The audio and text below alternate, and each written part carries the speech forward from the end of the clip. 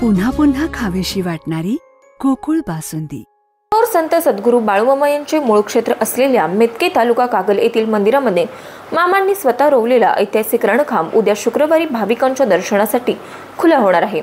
दरवर्षी केवळ श्रावण महिन्यातच या मूळ रणखांबाचे दर्शन घेता येत असल्यामुळे या सोहळ्यासाठी संपूर्ण महाराष्ट्र आणि कर्नाटकातून हजारो भाविक दाखल होण्याची शक्यता आहे।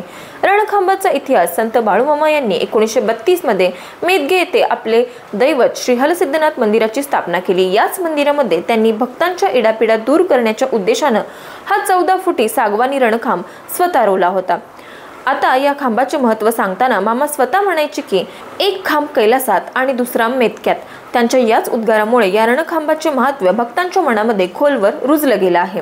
ह्या खांबामध्ये श्रावणातील विशेष दर्शन सोहळा, वर्षभरातील 11 महिने हा मूळ सागवानी खांब संस्थानाने तयार केलेल्या पंचधातूच्या आकर्षण वेष्टनामध्ये असतो। मात्र दरवर्षी श्रावण महिन्यामध्ये हे वेस्टर्न काढून मूळ रणखांब दर्शनासाठी खुला करण्याची परंपरा आहे।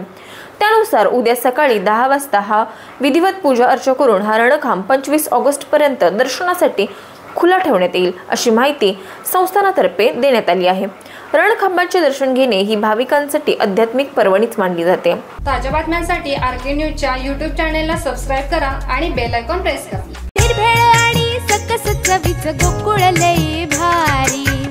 गोकुळ दूध आणि दर्जेदार दुग्ध उत्पादने, चव आहे कोल्हापुरी, गोकुळ लई भारी।